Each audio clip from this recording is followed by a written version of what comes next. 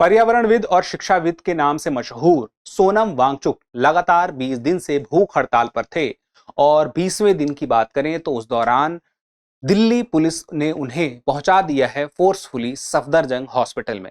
लेकिन इस मामले की शुरुआत हुई कैसी, आखिर ये भूख हड़ताल हुई क्यों? और एक सवाल आता है कि कुछ लोग कह रहे हैं कि उनकी गिरफ्तारी हो गई है, तो क्या गिरफ्तारी हुई है? क्या भूख हड़ताल करना लीगल नहीं है? क्या आमरण अनशन करना किसी के हक में नहीं है? इस बात को समझेंगे कि कानून इस पे क्या कहता है। नमस्कार साथियों, मैं हूं केवल आपके सामने, आप देख रहे हैं दृष्टि आईएएस का करंट अफेयर प्रोग्राम। और सबसे पहले एक जरूरी जानकारी कि अगर आप यूपीएससी की तैयारी कर रहे हैं और अपने तैयारी को देना चाहते हैं धार दृष्टि आईएएस के साथ, चाहे पीसीएस की तैयारी कर रहे हो, चाहे सीयूईटी की या जुडिशरी की या फिर टीचिंग एग्जाम्स की, आपके लिए खास मौका है। 18 से लेकर 22 जुलाई तक 50% तक का आपको डिस्काउंट मिलेगा दृष्टि आईएएस के सभी लाइव ऑनलाइन कोर्सेज पे। इसका फायदा उठाना चाहते हैं तो डिस्क्रिप्शन में लिंक है, वहां चले जा सकते हैं या फिर आप सीधे कॉल कर सकते हैं 8750187501 पर। हम आते हैं हमारे टॉपिक पे। तो खबर क्या है कि जलवायु कार्यकर्ता व शिक्षाविद सोनम वांगचुक ने कॉकरोच जनता पार्टी के बैनर तले यह आमरण अनशन शुरू किया 28 जून से, और लगातार यह आमरण अनशन चल रहा था। 19 से ज्यादा दिन हो चुके थे, जिसमें मांग थी कि नीट पेपर लीक होने की जिम्मेदारी शिक्षा मंत्री की बनती है, तो उन्हें इस्तीफा देना चाहिए। और उसके बाद ये मांग के साथ साथ ये भी हुआ कि जो परीक्षा में गड़बड़ियां हो जाती हैं, पेपर लीक हो जाते हैं, इसमें सुधार के लिए भी कई मांगे की गई।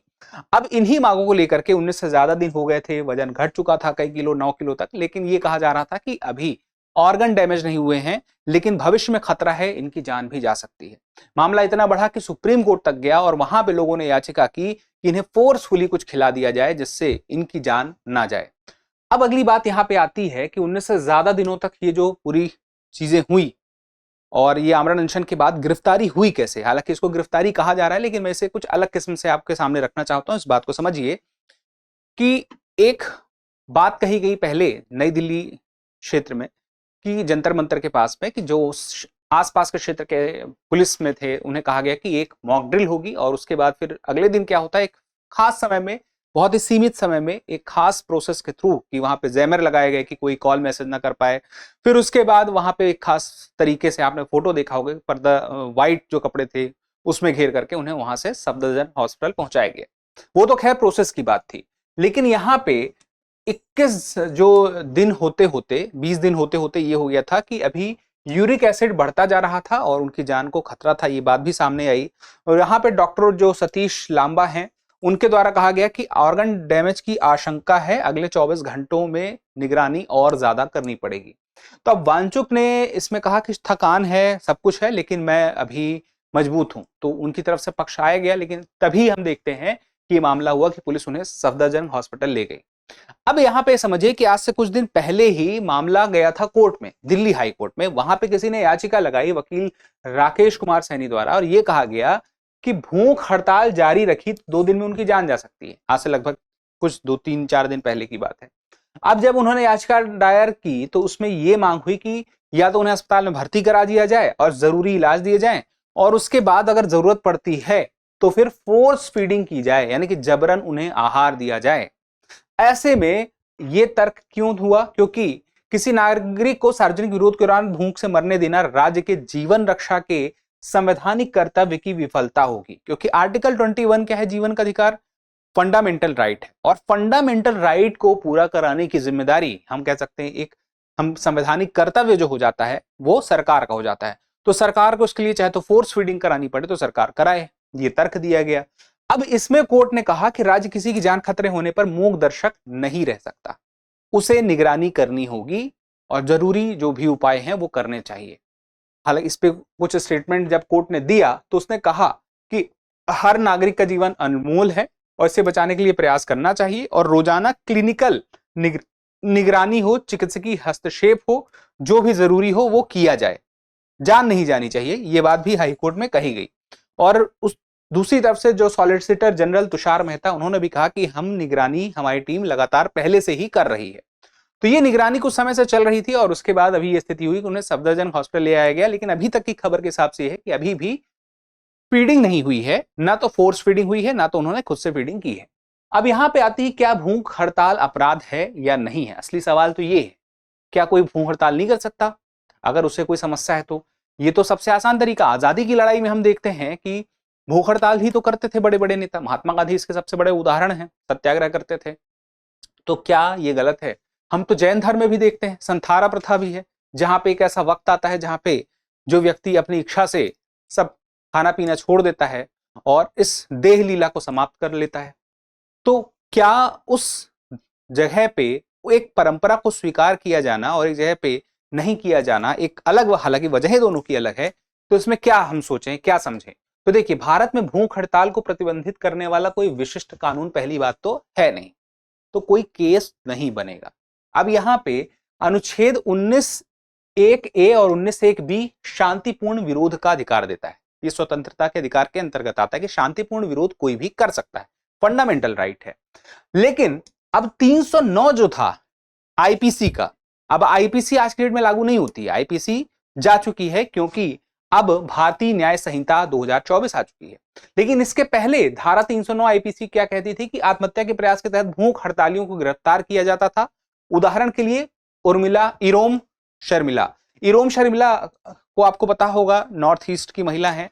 आफ्स्पा कानून के खिलाफ इन्होंने कई सालों तक हड़ताल की और इसी वजह से आपने इनकी फोटो भी देखी होगी कभी, अगर आप इसको कोई जानते होंगे, कि तो इन्हें जबरन जो फूड पाइप है वो इन्हें लगाई गई थी। तो काफी कुछ हम देखते हैं और सीधी सी बात है, कोई भी आत्महत्या करने का प्रयास करता था तो उसके खिलाफ केस भी बनता था। लेकिन 2017 में मानसिक स्वास्थ्य देखभाल अधिनियम आता है जिसमें यह बात लिख दी जाती है कि आत्महत्या के प्रयास को अपराध मुक्त किया गया है और धारा 115(1) आत्महत्या का प्रयास करने वाले को गंभीर तनाव में माना जाएगा, अपराधी नहीं।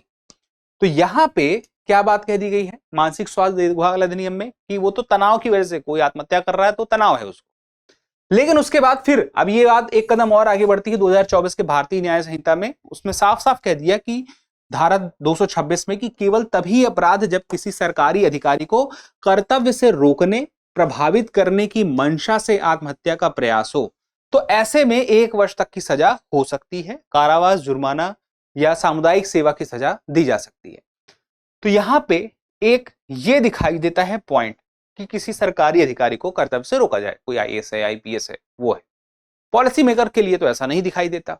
अब आगे हम आते हैं, मद्रास हाईकोर्ट ने 2021 में एक बड़ा इंटरेस्टिंग डिसीजन दिया कि किसान नेता के खिलाफ धारा 309 जो आईपीसी की धारा है, इंडियन पेनल कोड, वहां पे कार्रवाई खारिज करते हुए कोर्ट ने स्पष्ट किया कि केवल भूख हड़ताल में शामिल होना आत्महत्या के प्रयास का अपराध नहीं बनता। यानी कि कोई भूख हड़ताल कर रहा है तो इसका मतलब ये नहीं कि वो आत्महत्या का ही प्रयास कर रहा है, वो तो अपनी डिमांड लेके आया है ना।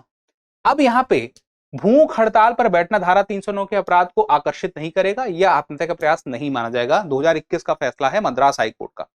ऐतिहासिक उदाहरण जिसमें हमें सामने आए वही हमने कहा कि महात्मा गांधी का एक बहुत बड़ा उदाहरण है, और इरोम शर्मिला मणिपुर में आफ्स्पा कानून के विरोध में 16 वर्षों तक किया। अन्ना हजारे लोकपाल के नाम से हम जानते हैं, लोकपाल आंदोलन का एक बड़ा प्रमुख आंदोलन था 2011 में, तो इन्होंने 13 दिनों के आसपास का लगभग आंदोलन किया था, भूख हड़ताल की थी। तो ये जो कानून है, ये कानून क्या बताते हैं, मतलब ये बताते हैं कि जो हड़ताल की मांग है ये परंपरा आजादी से पहले से भी थी, आजादी के बाद भी रही है।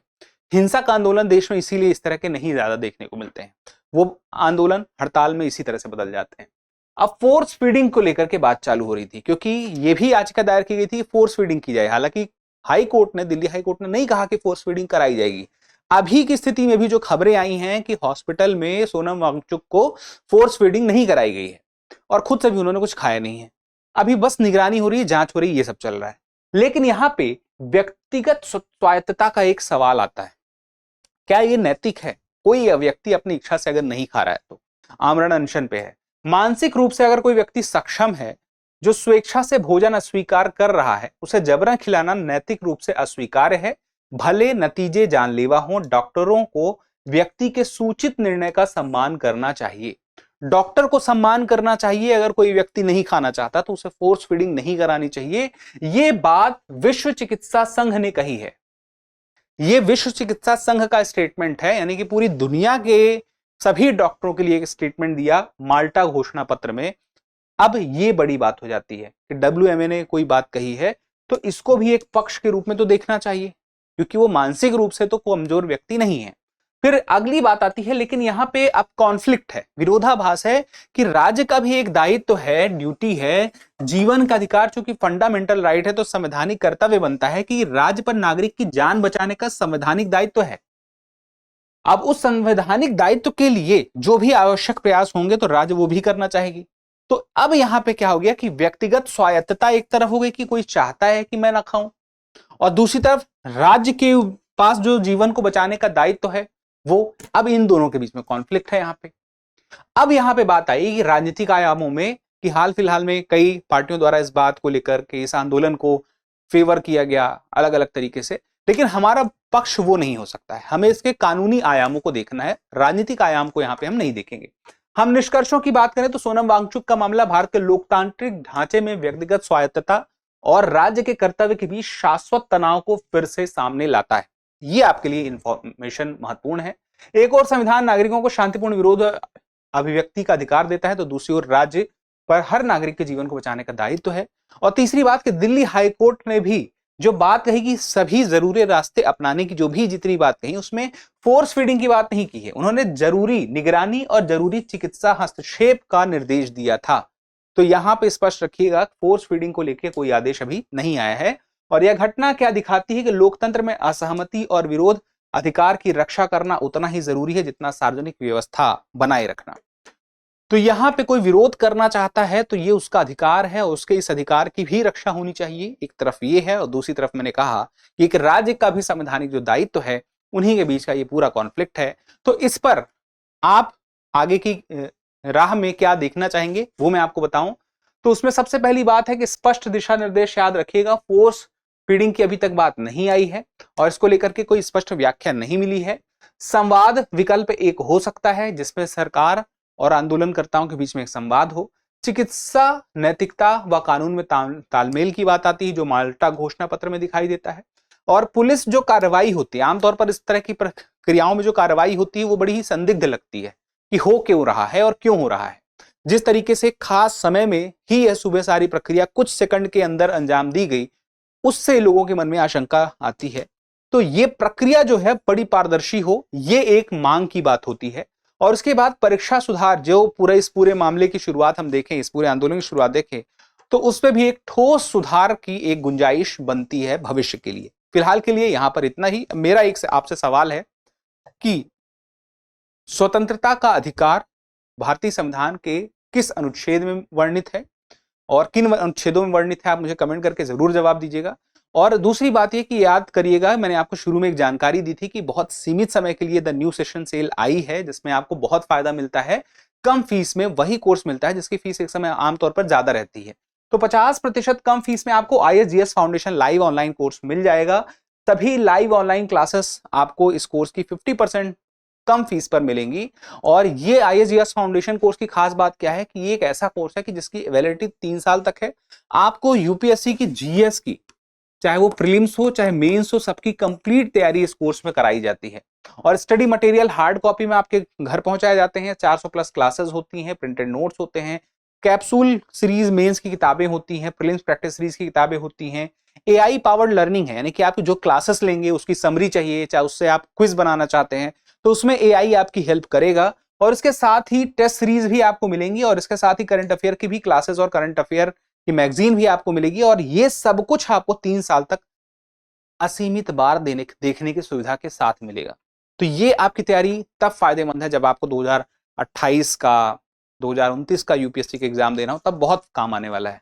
तो इसके लिए जो भी जानकारी चाहिए डिस्क्रिप्शन में लिंक है, वहां से क्लिक कर लीजिए या तो कॉल कर लीजिए, वही नंबर है 8750187501 पर। हमारी मुलाकात होगी अगले सेशन में, तब तक के लिए मिलते हैं। स्वस्थ रहें, मस्त रहें, पढ़ते रहें। धन्यवाद। अब एग्जाम की तैयारी को और बेहतर करने के लिए हमारे चैनल को लाइक, शेयर और सब्सक्राइब करना ना भूलें।